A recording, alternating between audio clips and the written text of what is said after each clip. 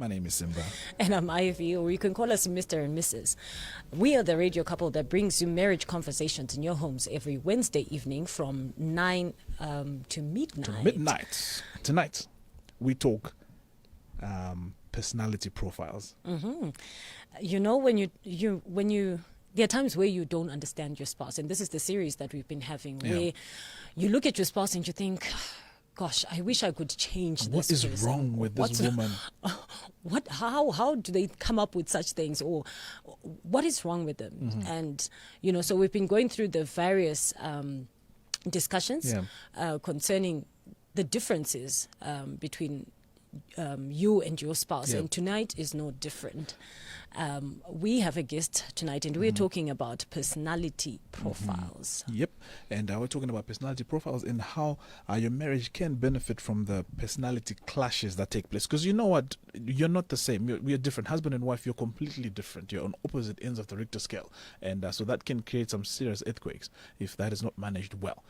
But fortunately, there are tools that are there that are available for husbands and wives to use out there. And tonight, we're going to be discussing about some of those tools. And hopefully, by the time that we're done, you will be well on your way to be helped. And so to help us navigate that conversation or that discussion tonight, we have got in the studio James Mashevedze. He's got a very tall CV. Yeah, I will not attempt to go through all of it, but what he is that he's a certified trainer and facilitator for the Kendal Life Languages Profiling, or KLLP for short, and he has been training life languages for a very long time. We'll let him tell us how long he's been training life languages, and he's also a certified international master coach. And as he was explaining to us what that meant, I thought that's another program that we need to bring him on. So James, welcome to Capital 100.4 FM.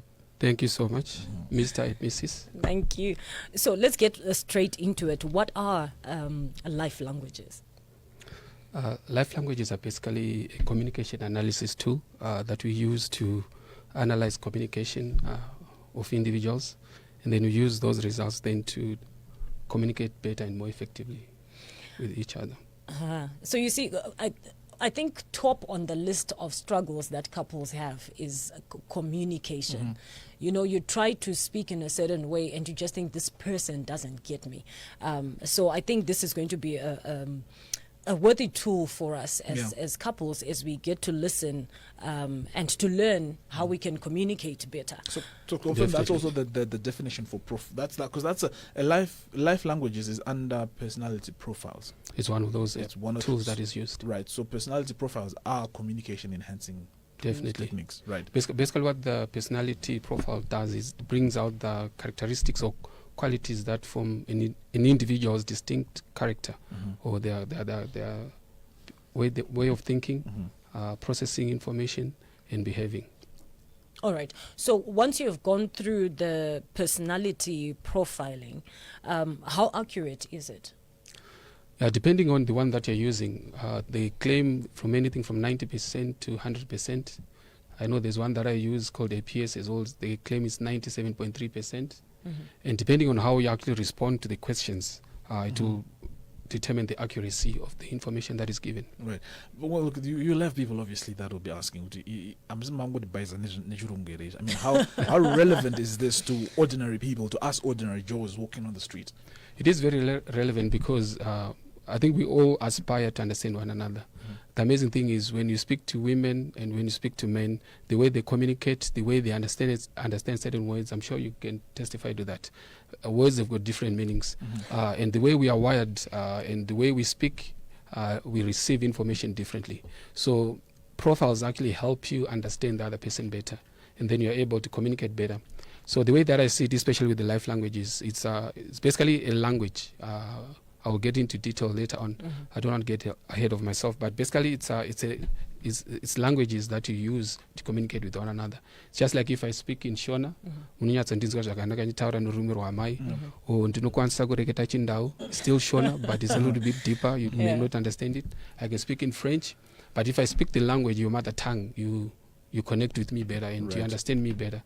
So that way, that's what we try to do. We try to identify the character traits in the language that you speak, and then when you are with your loved one, your spouse, for example, you can then speak their language, and you understand each other perfectly. Right. Okay. So we how different is the life languages that you train? Because you've picked that one out of several that are there. Why that one in particular? The reason why I picked this one is most of the profiles that are done are motivational gift teachings. For example, they say you only have one motivational gift, and that's where you are wired, and that's where you'll think for the rest of your life. And you have a gift which is a primary motivation of doing things, and you'll be like that for the rest of your life. And there's very little variation, if there's anything, and it does not change. And it's difficult as well to operate within that gifting, because you are now boxed in that box to say this is the way you are, and it's unidirectional or unidimensional, if I may say. And so people will box in that this is the way they think, this is the way they communicate. But with the life languages now, as I was explaining earlier on, it's actually dynamic. It changes. The more you speak a certain language, for example, if I speak French, I'll become fluent in French. So the more you speak the language, the more fluent you become. And also you can take time to actually learn the language. And once you understand the language, you can actually take time to learn the language. And once you learn the language, you then communicate in that language. And you can be multilingual. As I said, as I go deeper, you'll then identify that there are 7 life languages. And of those 7 life languages, you actually speak all of them, but in different intensities. Right. 7 life languages. All right, so let's get into them. Thank you so much. Basically, there are 3 language categories under the life languages. As I said, there are 7 languages, and they are split into 3. We have the kinetic languages, the emotive languages, and the cognitive languages. So depending on which category you fall in, it will depend how you receive and process information as it comes your way. So I'll start with the kinetic languages, which are the mover and the doer. But in general, those who speak kinetic languages generally respond to life, people, stress, and values with actions first, then with their heads, and then their hearts. So they respond to a situation and to people by action first. By action first. That's the thing they do. So once they hear something, they start moving, they start doing it. So if this kind of a person, if, say, the child falls, they act first before they think about any of the consequences. So they'll rush just to help the child, but they won't look to say, before I cross the road, is it safe for me to cross? They'll just rush into it and do it, and then try to think, and then use their heart last. Yes. All right. So as I said, there are 2 of them. The first one is the mover. Basically, the mover is a person who is direct, assertive, ambitious, and a standard bearer of principles and ethics. Movers are proactive, risk takers, and like to make things happen. They're always on the go. They're always on the move. They're go-getters. They have high energy in them, and they're action-oriented. They're frank, loyal, and they're very persuasive. They can use language to persuade you to do anything. They are also very creative, idea people. They are future-oriented. They look at the future. For those that are in the faith-based, they tend to be prophetic in nature. They see things in the future, and they like to embrace change. And the main challenge with them as well is that they like changing things so much. They can walk into a room and see the furniture, the way it's set up, and they'll say, let's change, let's move this and put it this way. And then they'll move things around. The next day they come, in their mind they are seeing there's a better way of moving, of doing things, arranging the chairs. They'll say, move the chairs again. So sometimes we may say, please make up your mind. What is it that you really want to do before we move on? So are these the kind, because I remember a conversation I once had with my sister-in-law, and she was complaining about how my brother, he gets a car and you think now he's satisfied, and then 2 minutes later he wants to buy another car as well, and sell that one. He's done with it. He wants to buy something else different. Would you say that's kind of the so it's more or less, yes. Because they are seeing something better all the time, and they want to move and do it. All right. So as we said, with all the languages, there are key filters that we look at. Like every language has a filter. It's almost like glasses that you use to listen or to listen to the person that is speaking to you. Like with a mover, their filter is, what is your motive? So as you're speaking to them, they're processing through their mind to say, what is your motive? What is it that you're trying to achieve? So you might be speaking, but they're already fast moving in their mind, and they're thinking of what it is that you're actually. So they're trying to figure out what is your motive. And their need is congruence. They want to take action, and they want you to move along with them as well. So while you're there, the filter is what is your motive? What is your motive? So if I am to buy my husband, if he's that kind of a person, if I'm to buy him, say, a new suit randomly, Yes. the first thing that comes to mind is why. What is your Who motive? they- What are you Where hiding? you Chicha kunyangira. Okay. Yeah, that's it. So there are people who are just like that, naturally inclined. Naturally. Not necessarily because they are suspicious or because Not they, even. but That's because the that's way who they they are. That's the way they think. Exactly. Right. That's where they are Okay, I wired. think you've just liberated a whole lot of people. And their passion is to innovate. They want to innovate. They want to come up with new ideas, new things, how to do things. Right. And each language as well has got a character strength, and their strength is courage. They are very courageous. They are willing to do. They are willing to die for things. They are willing to do certain things. And also, they are also distress flares that we look at. Like each language is distress flares. Certain things that you see if a person is going to be stressed, if they are under pressure or they are thinking a lot. So you can actually tell by the way they start attacking. Like for example, you say something, they start attacking you. They become very demanding, and then they attack again. So it actually shows you that they are getting into a distress mode. So if you understand that language, you can actually now be proactive and do things that try to calm them down. Calm. Okay. Which I think is a struggle for most couples, because your spouse is getting into maybe that The distress mode. Stress mode, and you are not picking it. And you're not picking it, and maybe you're actually wanting to advance as well, because you're thinking, you're attacking me, and it's something quite Exactly. simple. Yes. So I think that's where most challenges come when couples are communicating. So the beauty of it now, if you learn the language, their language, and you learn to pick the signals when they speak, when they're communicating, you can then take corrective measures to actually help them and assist them to be in a better position. And So- all the languages also have a value. Right. And the value for movers is honesty. They love honesty. They want to be honest and be as frank as possible with all things. Right. So it's a person who values honesty. Definitely. Right. So in when it comes to that, because when you say mover, right, these are not gender specific, right? No, they're not. Yeah. Even wives Yes. can be movers. It's just like English. English is not gender specific. Right. Yeah. Right. Alright. Because I'm trying to imagine a house where the wife is a mover. I think then if the husband doesn't quite understand it, it may be a bit of a problem there, because maybe Exactly. but yet that's actually The way they are wired. the way they're wired. Even the suspicion, Yokuti, if the husband brings flowers, Kumba, it's like, wangochimbo eating. Why What are you bringing- trying to cover? What are you? Why are you covering- Chicha why are you wala covering- kuvara, yeah. Exactly. That's interesting. All right, so on to So I'll go to the next one. Maybe we'll get questions as we go along. The next one is the doer, which is the kinetic language as well. So these are people that are dedicated, people that are very observant, very practical. They like doing things, and they're very conscious of things that are around them. Doers are busy and responsive to what is happening around them. They like short-range goals, to finish what they start and to do what is necessary to make them successful. They are pragmatic, energetic, good maintainers, and are keenly aware of the practical needs of others. They are very now oriented and time conscious in their desire to complete the task that they start. So this is the type of person that you give a task that they can finish within a specified time. You don't give them projects that are so long that they don't see the end of the project. Right. It then frustrates them. Well, what's the difference between that and the mover, though? Because it sounds more like the doer mover type thing is almost.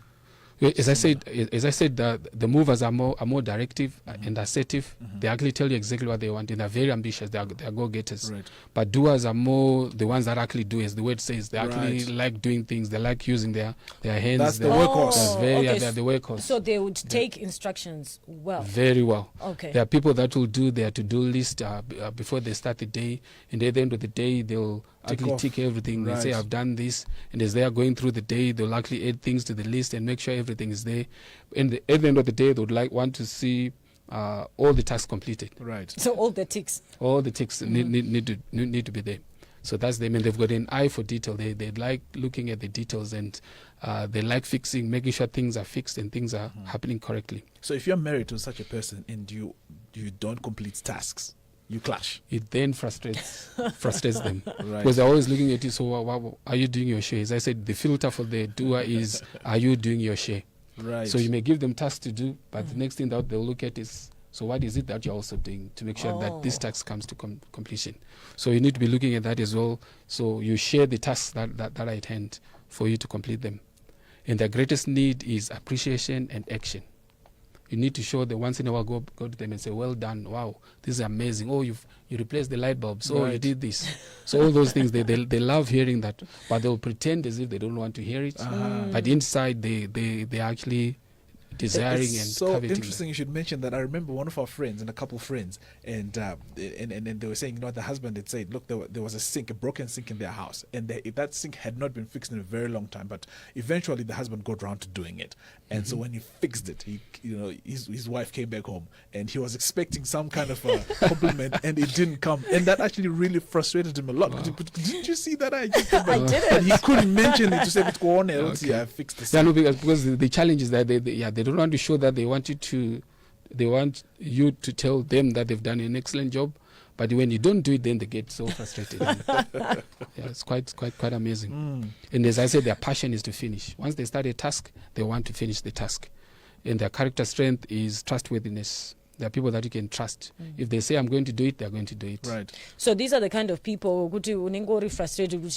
This task, Kanabasa, you can do it. You can finish off tomorrow morning. Why are you staying up? And this person just wants to push. No, they just want to finish. That's their goal. Because until that tick is there at the end of the day on their to-do list, they are not satisfied.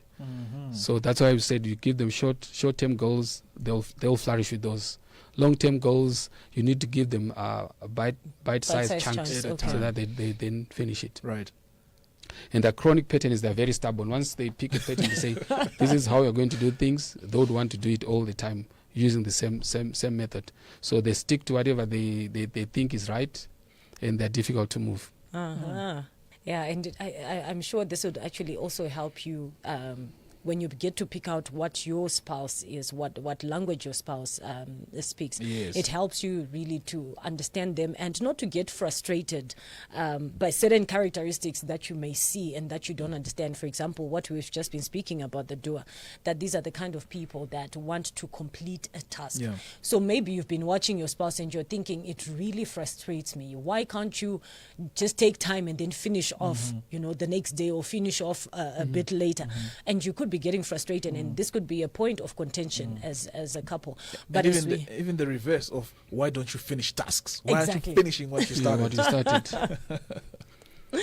All right, so we've spoken about the mover and the doer. Yes. We can move on to So we finished with the kinetic languages. We then go to the emotive languages.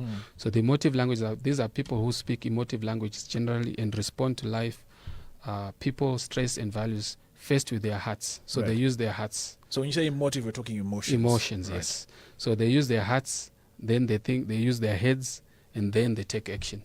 Right. So that is critical. So they use their hearts, they think about it, and then they use their heads to think, and then they take action. And the first language that I'm going to touch on under emotive is the responder. As I said, these are emotive people. They are very compassionate, very sensitive. They are very warm, very nurturing. Responders have passion for whatever they are doing. They have a big heart and empathy for people, for customers, for co-workers, and they work hard to see that their needs are met. They are sympathetic, affectionate, and people-oriented. They love people. They just love working with people. They are very verbal. They communicate with anyone and everyone that comes their way, and not controlled by time or schedule. They don't like being controlled by time or by schedules. They want to take their time connecting with people, connecting with the heart. And the responder, we actually have icons for all the languages. And the responder has got the biggest heart that you can think of. Wow. Because they do everything using their heart. And their filter is, do you really care about me? That's the question. As you are speaking to them, they are processing everything that you're saying through those glasses or through those eyes to say, do you really care about me? You may be telling me all these things, you may be doing all these things, you may be buying me all these flowers, but do you really care about me? So if you have a spouse who's a responder, you need to show them unconditional acceptance. They need to know that you care about them. They need to know that you are connecting with them. They need to know that you are there for them. They need that hug once in a while. They actually need you to hold their hand when you're communicating. They need you to look them straight in the eye contact as you are speaking to them. Would they not appear as people who are needy, though? And insecure. Not necessarily. They use their heart to deal with almost anything and everything. and their focus is just care. Are we taking care of each other? Are we looking out for each other? These are people that are willing to die for what they believe, but in that dying, they want to know that you really care about them. Right. So it's one of those who says, when was the last time you told me that you loved me? Exactly. You haven't told me that you So loved me. if you are married to a responder, you need to tell them on a daily basis, I love you, as many times as you can. Yeah, they'll never get tired of hearing those words, I love you, I care about you. Let's do things together. Let's hold hands. Let's take a walk together. Let's do things together. And in a working environment, if you put them where they are by themselves, or maybe by reception where they're just seated and they're not meeting people, they get frustrated. Or if you put them behind, or something, if you put them in front on a front desk, they'll be excited. But if you put them in the back office where they're just punching away on the computer, not communicating with anyone, you are basically killing them, because they love communicating with people. They love connecting. They love speaking with people, finding out how things are, caring for each other. Right. So these are the people that when you are walking to, whether it's walking into a room or walking into, they stop and greet everyone. And greet you, and they find out how are your kids. They know your whole history, because they take the time to listen. They are willing to take the time to really understand, and they remember all the facts. And next time they meet you, they want to find out, hi, how are you doing? How's your sick mom or your dad? Or they remember everything that you told them. So they really want to connect with you at every opportunity. All right. So for me, that one, I as you were explaining, I just thought of my. I have a brother who was complaining about how his wife is. He, in his words, he says, anungodabanu, because she will give and give of herself until she has nothing, even financially. She will just give and give. Because she's very compassionate. She just loves people by nature. But one thing that I need to mention as well is, I said these languages are also dynamic, Right. which means the more you spend speaking a particular language, you become more proficient at it. Like if I want to learn French right now, if I spend more time with people that speak French, I'll become more fluent. Right. So the more you become aware of someone's language and you go out of your way to actually learn that language, it means you are now also becoming proficient in that language. Right. And then you're able to speak that language at any given time. Right. And by the way, if you speak responder to anyone, they'll connect with you, because everyone wants to know that you care about them, you're compassionate, and you feel them. And they actually say 32% of people in the world speak the responder language, which is the highest. Oh, wow. The mover that I spoke about is 7% of people in the world. They've done the studies, and the doer is 25% of people in the world. But the responders are the highest at 32%. All right. So we have covered mover, doer, responder, and then we go to the influencer. Influencer. All right. The last emotive language. So these are people that are creative, optimistic, relational, and persuasive. Influencers are persons, natural networkers, relationship builders. They love connecting with other people. They love just spending time with people as well, just speaking and communicating. Their filter is, are we communicating? So it doesn't matter where they are at. They would want to actually be talking and talking and talking and talking. So those are the people who would call a loudmouth. Exactly. But they're very intelligent, by the way. They actually know, they connect all the dots. They gather so much information, and they're very good at expressing themselves. They're very articulate. And people naturally connect with them because they are loud, they embrace people, they are welcoming, and they love just connecting and networking with people. And these are the type of people, like if you've got an idea, you can say one word and they'll write a book on the one word that you've said. Because they are very creative. Once they pick a concept, they're very good at articulating it and putting flavor to it, if I may say. Right. So are we communicating? That's their question. Right. Are we communicating? What's their main difference with the responder? As I said, the responder is more focused on unconditional acceptance. Are we caring about each other? Are we connecting? Are you taking care of each other? Are you looking after each other? But with the influencer, it's more, these are people that just love partying. They just love going out. They just love embracing people. Right. So you can imagine. So like your socialites type. Socialites, exactly. Right. These are your socialites. So you can imagine if your spouse socialite. They're an influencer. Right. They love connecting. You go out. They connect easily with anyone, any gender. They connect easily. It's not like they've got any ulterior motive, but all it is they are looking at, are we communicating? Let's just communicate. Let's just have a party. Let's just have a blast, and let's keep communicating. Let's keep touching one another. I know someone here who wants a 24-seater dining room table.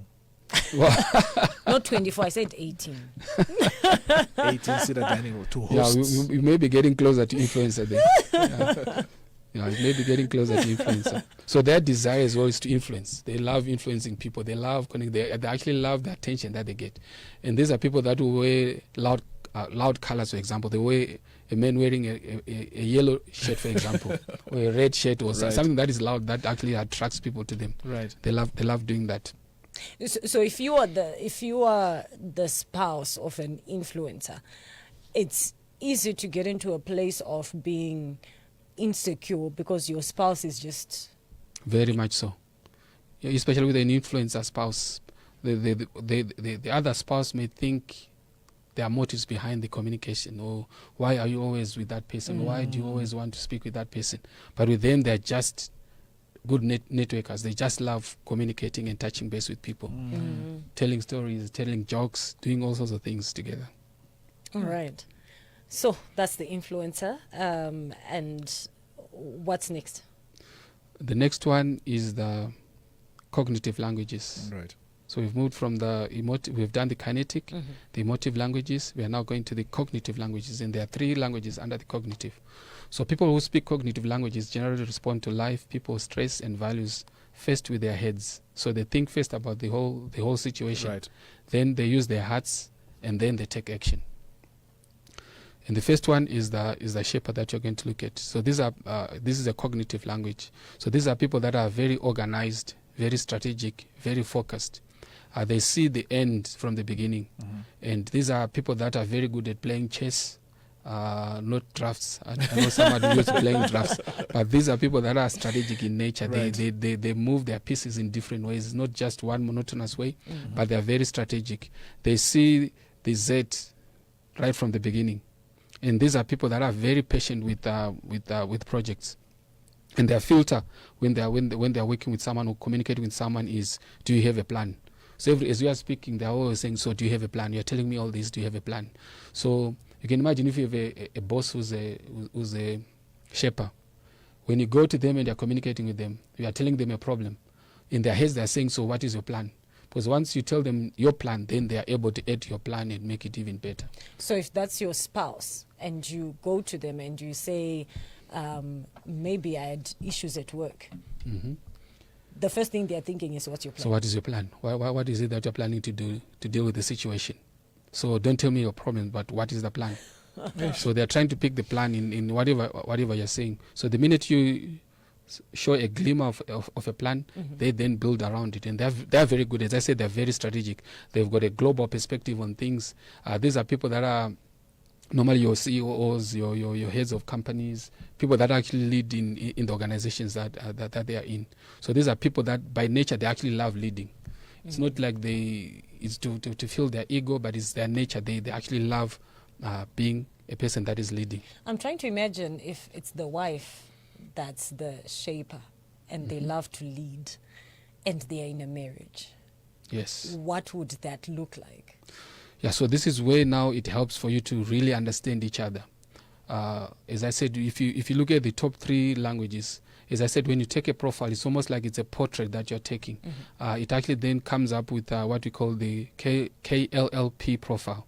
And by looking at that profile, you can actually see the intensity of each language. So you can imagine if you're a shaper and your spouse is a responder, for example. So it means you're very strategic. You're always looking at things. You are always looking for a plan and you want to move. But the other person is saying, but you don't care about me. You just care about the plan. You're just focusing on this. Right. You're not even looking at me. You don't see the things that I'm going through. You don't even care about me. So that's where you actually now need to learn the other language and learn to bridge the gap that then exists. And also recognizing the strengths and the weaknesses that are within a specific language. So if your wife is a shaper, then it will behoove you as a husband to be wise enough to actually allow her to lead on projects that you're doing within the home. because by Right. nature they are actually gifted in doing that. They are Right. actually gifted in leading. So havasiri vakadzi vanozonzi asi submissive here. Not necessarily. Anachera, mashepe. Yeah, so most of them are shepherds. Yeah, because they, by nature they just love leading. Yeah. And also their character strength is patience, but it's not patience with an individual, but they are patient with the plan. With the plan. So if you come up with a plan, they are willing to wait for the next 500 years for the plan to come together while they are working on it, but they are not necessarily patient with people. If you are not doing your part and you are not fulfilling what they need to do, they'll watch you for a while. If you are not doing it, literally they will eliminate you and then take over and start doing the thing. Right. So you need to be careful as well. So they also come across as being people that are callous. Because as I said, they are more focused on the plan. They don't care about the people, about the resource. People are seen as a resource to fulfill Right. something that they want to And if the accomplish. resource can't fulfill, let Can't it be fulfill, moved. Let's they'll change. they'll eliminate and replace it, Yo, or they'll do it themselves. Wow. that's interesting. And their value as well is to look to the future. They're always planning for the future to say what is it that we need to do to accomplish what we need to do in the future. So that's the That's Shepherd the shaper. language. And 10% of people in the world speak the Shepherd language. Right. And then the next language is next cognitive language is the contemplator. So these are people that are inquisitive, reflective, peaceful, and cautious. Contemplators rely on reasoning, intelligence, and process orientation. These are like your mobile encyclopedia. You can almost ask them anything and they'll have an answer. Almost anything you can think of. And if they don't have an answer, it then becomes a challenge for them to actually say, I'm going to find out exactly what it is. Right. And they'll tell you, right now I don't know, but I'll come back to you tomorrow. I'll come back to you in an hour. Right. And they'll go and research and read and do anything that is necessary. They'll come back to you with all the answers. These are people that are normally lawyers. They're very particular about detail. They really understand clauses. For example, they can read a book and they can memorize almost word for word. They are very good at memorizing clauses. For example, they can tell you in the Constitution on subsection 2 of subsection 3 of subsection 8 or whatever, and they tell you exactly what it says because they love doing that. And these are people that love to be by themselves. These are people that are very productive. As I said, they're people that are very inquisitive. They love learning. They love gathering as much facts as possible. So they're intelligent, inquisitive, and very philosophical. They'll explain things in terms that most people may not even understand. That's how deep they are. And these are people that need their space. They love being by themselves at times. And you actually need to allow them and give them that space. Right. They're the type of person that will go into a room, into the study, and they'll sit there and they'll be looking at the wall for the next 2 hours. And you think that they're doing nothing, but in their head they're actually processing so many things. Right. They're organizing stuff in their head, and they love reading and getting to understand things. Right. So they love their downtime by themselves. So these are the kind of people that would get frustrated if you're in their space. a lot of the Exactly. time. So like, okay, so now you find a wife or husband complaining she doesn't want to spend time with me, or she doesn't, or he doesn't want to spend time with me, but really they just want to be with themselves. With and themselves Or to they're process. Sorry? Or they are moody. Suddenly this person just wants to go away and they have. They're not even moody. It's more or less like they just love the space that they have where they can think and process. So if you are married to such a person, you also now need to realize that we can sit and negotiate and come up with parameters to say at least once in a while, or Right. maybe on a daily basis, this is what you need to do. And then after that, you then allow them that space.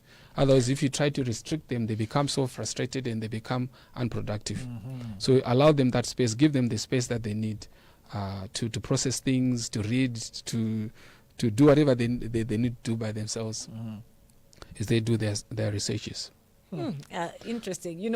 I'm listening to that and I'm thinking, honestly, no wonder someone could say munhu yandimuzwisise. Yeah. Because Exactly. it's like, why would you want to withdraw? Yeah. Are you upset?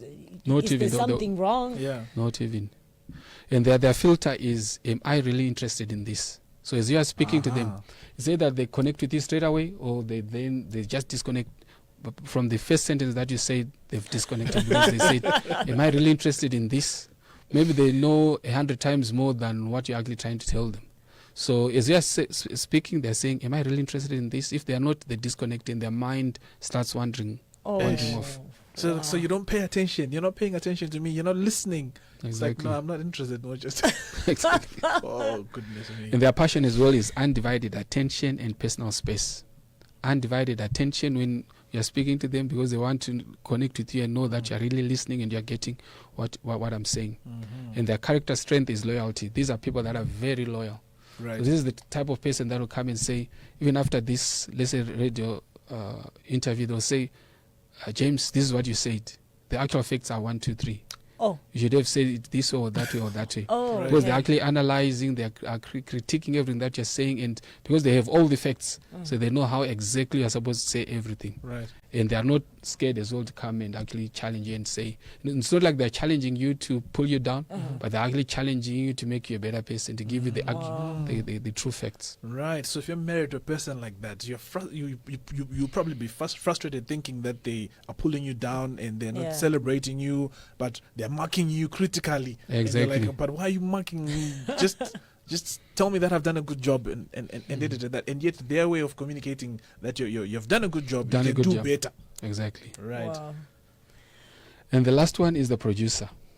So this is the generous, thoughtful, responsible, and resourceful person. Producers tend to be excellent event planners, money managers, and resource managers. These are the people that you give businesses to run. If you're starting a business, or if your spouse is a producer, those are the ones that are naturally gifted or inclined towards making money. They are very focused, and they're very good managers, because their filter is, are you managing your life? So even as you are communicating with them, they're saying, are you managing your life? You're telling me things are hard, things are like this, but are you really managing your life? There are things that you can actually do to make things better. So that's their filter. Are you managing your life? You know, funny you should say that, because I know there was such a storm on social media, I think a couple of weeks ago, when somebody said exactly that, and people came on to them and saying, but you're insensitive. How can you say something like that when things are the way they are? And you're saying, no, the thing is, you need to manage yourself. You need to manage yourself, yeah, definitely. So they're also very gracious and very hospitable. So if you are hosting an event, these are type of people that you actually need, because they're very hospitable, they're very welcoming. They're very good with their verbal skills and people skills. They connect very easily with people. They operate from a position of sufficiency. They always see resources everywhere. These are the type of people that you give one talent and they'll come back with 10 talents. Wow. Right. So they're very gifted when it comes to managing financial resources. And their greatest need is appreciation and gifts. Maybe if I may say one thing about needs. Someone once said, any need that is not met becomes a weakness. Okay. So if someone has a need that needs to be filled and it's not being met, it then becomes a weakness. It opens doors for certain things to happen. So sometimes you actually need to assess the situation and say, what is it that I need to do to connect with my partner? What is it that I need to do to show them the appreciation that they need? Right. And especially if it's a producer, they're saying, so are we managing our resources? Are we doing things? Are needs being met in the place? I remember one incident where we had a producer friend. I think we went out for dinner, and during that dinner, something got stuck in someone's teeth, and so they were trying to look for a toothpick, and unfortunately there was no toothpick inside. And the person was very health conscious, and they didn't want to use a toothpick. They wanted floss, Right. but there was no floss anyway. But fortunately, we had a producer friend who was very resourceful. She actually bent down and she actually undid the hem of trousers. And she actually took it out and gave it.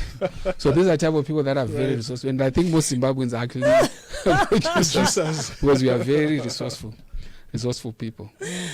Yeah. Well, I'm just thinking, even as you're saying all these things, I'm trying to imagine you and your wife. You've done these tests. I'm sure you have. Yes. How has it helped you, or what difference has it made in your marriage before and after you had taken the test? Okay. One tool that we also use within the life languages is a tool that we call crosstalk. Basically, we take two languages and we cross reference them, and then try to see the number of crosses that actually exist between the various languages. So depending on the number of crosses that exist, you can then tell how easy it is for two people to communicate. So there's actually a range that is there that we use. For example, the readings from 0 to 14, you're in the green zone where you're actually able to communicate without trying too hard. But then when the number starts going higher, like from 15 to 32, you are now in the danger zone where you actually need to take conscious effort when it comes to communicating with one another. And then from 33 going up, you are in the danger zone where when you speak, the other person does not even understand what you're saying.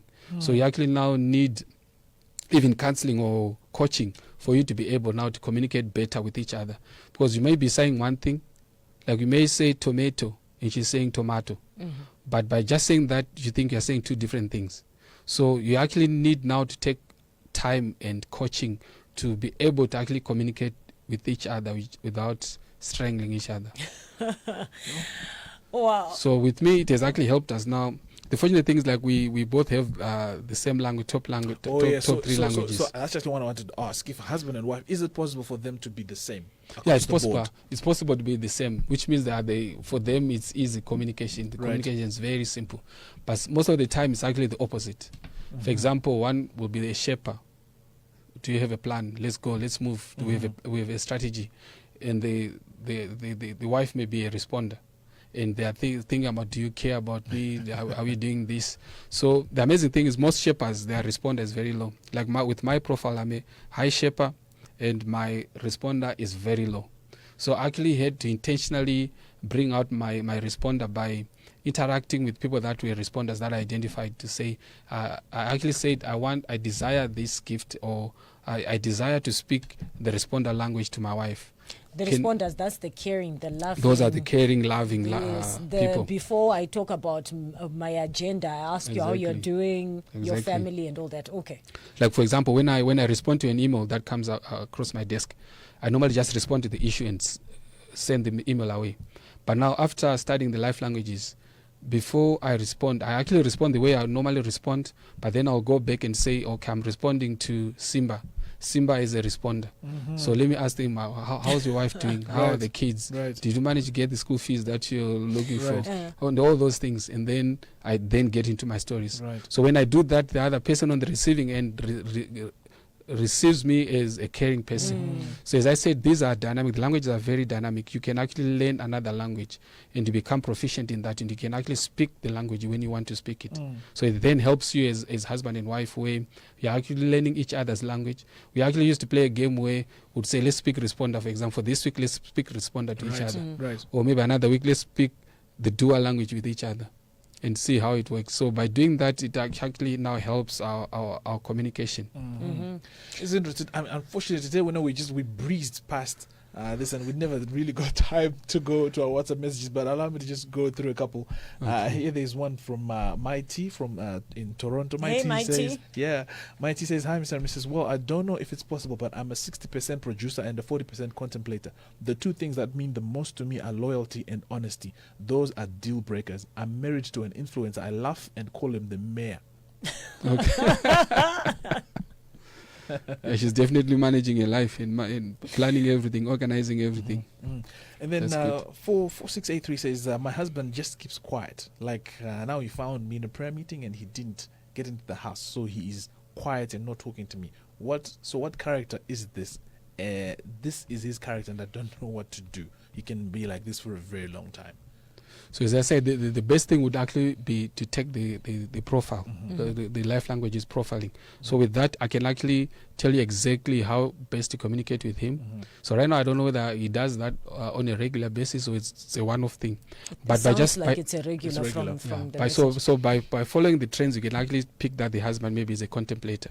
So what is it that you need to do now to speak to a contemplator, to be heard, or for you to be able to respond to them? So maybe try to find some of their interest. For example, they like reading, or they talk about certain subjects. For example, let's say technology.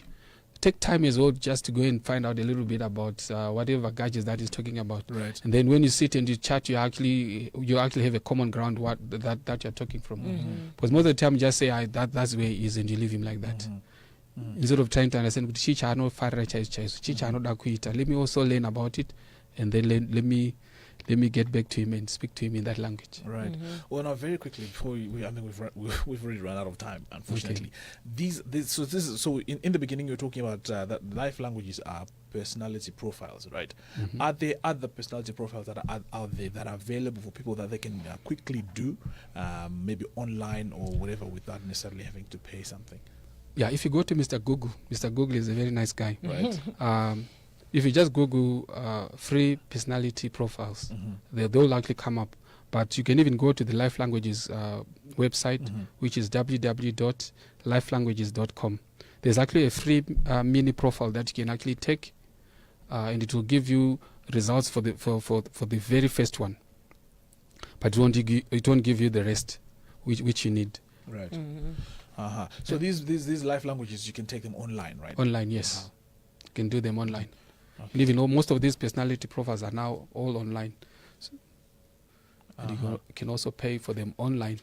One thing that I discovered, the freebies are normally not very accurate. Right. And they also give you very minimum information. Right. But when you then pay, you then discover that you actually get a full spectrum of what you need. Like with the life languages, on average, you get anything from 20 pages to 26 pages of information. Analysis. Of analysis of who you are, how you think, how you process things, and they go through each language, how you interact, and even some of the key things that you can do, even in your career path. Some of the things that you'll be proficient at if you were to follow that that profiling.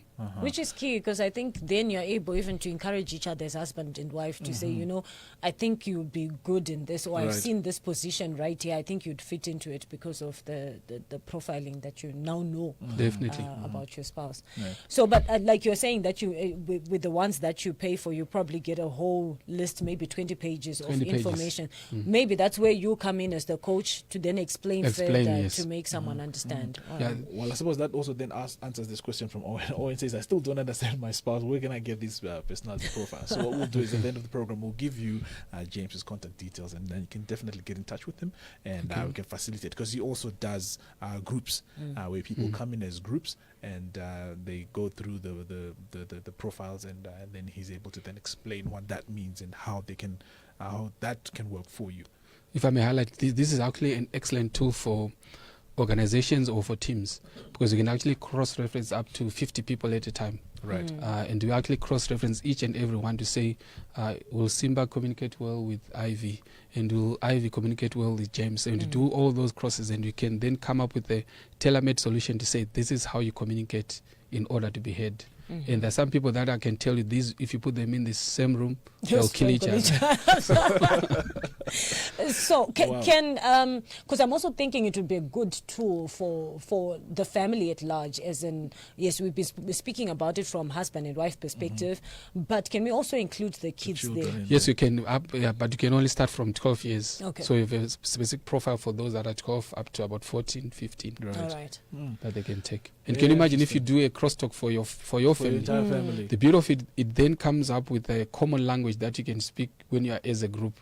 So it says if you speak this language as a group, then everyone will understand. Wow. So it also helps you in doing that. That's so good. Well, 0122 says that this segment is provided very sound analysis of the languages we speak. Would have loved to hear a little bit more, though. Thank you very much for bringing Mr. Mashevedze over. And so I think that's people that have been able to kind of see a bit about who they are. So I think for a more in-depth look and a more in-depth analysis, James, why don't you give us your contact details so that they can give you, so people can, where can people find you and how can people get in touch with you? Okay, my email address is heritagezim@gmail.com. So that's heritagezim@gmail.com. And my WhatsApp number is +263 772 216 586. That number again, +263 772 216 586. And that is a WhatsApp number. WhatsApp number, only. yes. Yeah, and in case you haven't caught those details, we'll also post them on our Facebook page. Yes, we'll post them on our Facebook page, absolutely. Mr. and Mrs. with Simba and Ivy. We'll put a link on there where you can also get in touch with James, and he can give you a little bit more information in there, more analysis on the life languages. Well, I have learned so much. I have. Normally he says that this is like a 3-week. I always say I can do it in 3 weeks, in 3 days, or 3 hours, depending on how much Today you time have to you do it give. in 45 I minutes. do it in 45 minutes. But thank you so still. much for the opportunity to share this. Yeah, I'm hoping as you were listening that you get to find out that, sometimes the fights that you have are not really because your spouse is a bad person, That's good. but because it's just their personality, and you can learn to communicate with each other, even with different personalities. So before you write off your spouse, I would encourage you, make a plan to make sure that you get to do the life languages test, so that you really know the kind of person that you're communicating with. Absolutely. So James, thank you so much for coming through and Thank you sharing so your much. wisdom and experience with us.